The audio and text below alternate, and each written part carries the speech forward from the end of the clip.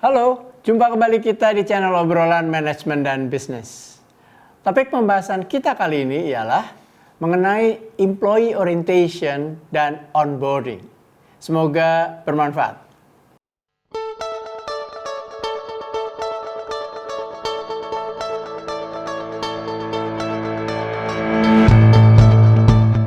Sejalan dengan pertumbuhan usaha, maka setiap perusahaan melakukan rekrutmen karyawan baru, baik untuk tingkat staf maupun pimpinan. Harapan perusahaan terhadap karyawan baru ialah mereka secepat mungkin menyesuaikan diri agar dapat segera memberi kontribusi maksimal dan produktif. Agar karyawan baru dapat berkontribusi secara maksimal, maka perusahaan harus melakukan orientasi dan onboarding secara efektif. Istilah employee orientation sudah dikenal dengan baik. Namun, mungkin belum banyak yang memahami istilah onboarding. Apa itu onboarding? Program employee orientation atau orientasi karyawan pada dasarnya adalah bagian dari program onboarding. Jadi, onboarding adalah program yang diberikan kepada setiap karyawan baru seperti pada ilustrasi berikut. Langkah awal dalam program onboarding dimulai dari saat keputusan manajemen menerima sebagai karyawan baru. Dan sebelum karyawan baru mulai masuk kantor di hari pertamanya, berikan segala informasi penting yang perlu diketahui oleh karyawan baru tersebut, seperti job description, lingkup pekerjaan, nama departemen tempat bekerja, profil perusahaan, nilai dan budaya perusahaan, sasaran kerja, jumlah karyawan dalam unit kerja, produk dan services, dan beberapa informasi lain yang dianggap perlu. Selain itu, mintakan karyawan baru untuk melengkapi administrasi atau mengisi dokumen kepegawaian yang diperlukan perusahaan secara online.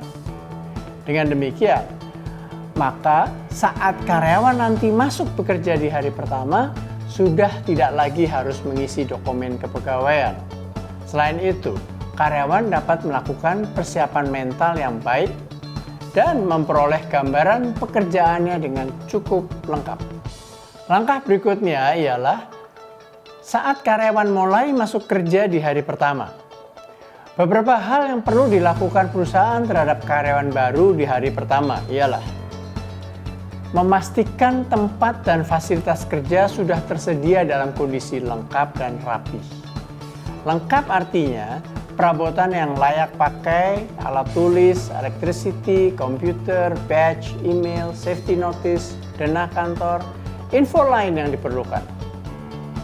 Pastikan resepsionis mengetahui jadwal kedatangan karyawan baru dan memberi greeting selamat bergabung di perusahaan. Atasan karyawan atau manajer human resource layaknya menyambut kedatangannya dan mengantarkan ke tempat kerja karyawan.